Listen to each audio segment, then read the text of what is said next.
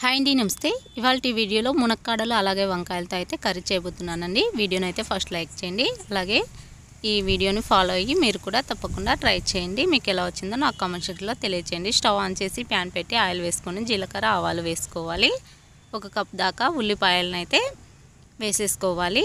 ఇలా వేసుకొని అవి కొద్దిగా లైట్గా ఫ్రై అయిన తర్వాత అయితే మనం ముందుగా కట్ చేసి పెట్టుకున్న వంకాయలను వేసుకోవాలి.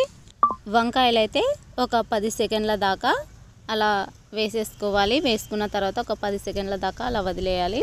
అప్పుడు మనం కొద్దిగా పచ్చి కరివేపాకు వేసుకొని తర్వాత మనం ముందుగా కట్ చేసి పెట్టుకున్న మునక్కాడలను అయితే వేసుకోవాలి. చూడండి, ఈ విధంగా 2 వంకాయలు అలాగే మునక్కాడలు వేసుకొని తగినంత ఉప్పు వేసుకోవాలి. మీ రుచికి సరిపడా, అలాగే 1/2 టీ స్పూన్ దాకా పసుపు వేసుకోండి. ఇప్పుడు అంతా చక్కగా పసుపు ఉప్పు మునక్కాడలకు అలాగే వంకాయలకు కూడా చక్కగా పట్టేలాగా అయితే కలుపుకోవాలి. చూడండి, ఈ విధంగా మొత్తం అంతా కలిసేలాగా కలుపుకున్న తర్వాత మూత పెట్టేసి ఒక 5 నిమిషాలు అయితే రెస్ట్ ఇవ్వాలి. ఒక 5 నిమిషాలు అయితే చక్కగా మగ్గిపోవాలి. అవి చక్కగా మగ్గిపోయిన తర్వాత ఒక మీడియం సైజ్ టమాటాని అయితే చిన్న ముక్కలుగా కట్ చేసి వేసుకున్నాను. మరొకసారి అంతా కలిసేలాగా కలుపుకోవాలి. ఇప్పుడైతే మనం రుచికి సరిపడా అయితే కారాన్ని వేసుకోవాలి. మీ రుచికి సరిపడా మీరు వేసుకోవచ్చు. మీరు ఒకవేళ పచ్చిమిర్చి వేసుకోవాలనుకుంటే మీ రుచికి సరిపడా అయితే కారాన్ని అయితే వేసుకోండి. ఇప్పుడు మొత్తం కారం మొత్తం అన్ని కూరగాయ ముక్కలకి మొత్తం అయితే పట్టేలాగా అయితే కలుపుకోవాలి.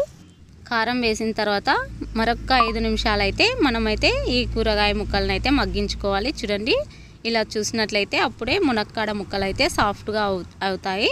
ఇప్పుడు మనకి కావలసినంత ఎసురు అయితే పోసుకోవాలి, అంటే నీరు పోసుకోవాలి. మీరు ఎక్కువ క్వాంటిటీలో కావాలనుకుంటే ఎక్కువ క్వాంటిటీలో పోసుకోవచ్చు. మీ సరిపడా అయితే వాటర్ పోసుకున్న తర్వాత 1 టీ స్పూన్ దాకా అయితే మెంతాకు వేసుకోవాలండి. ఇక్కడే అండి ఈ కూరకైతే మంచి సీక్రెట్ అండి ఇది.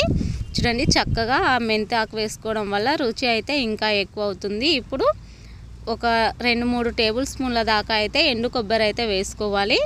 ఇలా వేసుకొని మీడియం మంట మీద అయితే మళ్ళీ 5 నిమిషాలు అయితే కుక్ చేసుకోవాలి. ఇప్పుడు అల్లం వెల్లుల్లి పేస్ట్ వేసుకొని చక్కగా అంతా కలిసేలాగా అయితే కలుపుకోవాలి. అల్లం వెల్లుల్లి పేస్ట్ కొబ్బరి అంతా మిక్స్ అయ్యేలాగా కలుపుకున్న తర్వాత ఒక 5 నిమిషాలు మూత పెట్టి చూసామనుకోండి. చూడండి, చక్కగా మునక్కాడలు అయితే చాలా చక్కగా అయితే చాలా స్మూత్గా అయితే ఉడికిపోయాయి. అంతేనండి, చాలా టేస్టీగా ఉంటుంది. అచ్చం కేటరింగ్ స్టైల్లో ఉంటుంది. ఇప్పుడు వేడి కర్రీ అలాగే బ్రౌన్ రైస్తో అలాగే ఒక రోటీతో అయితే మేమైతే సర్వ్ చేసుకున్నాం. ఈ వీడియో మీకు నచ్చిందని అనుకుంటున్నాను. వీడియో నచ్చితే లైక్ చేయండి. ఇలాంటి మరిన్ని వీడియోస్ కోసం మన ఛానల్ని సబ్స్క్రైబ్ చేసుకోండి. Thanks for watching.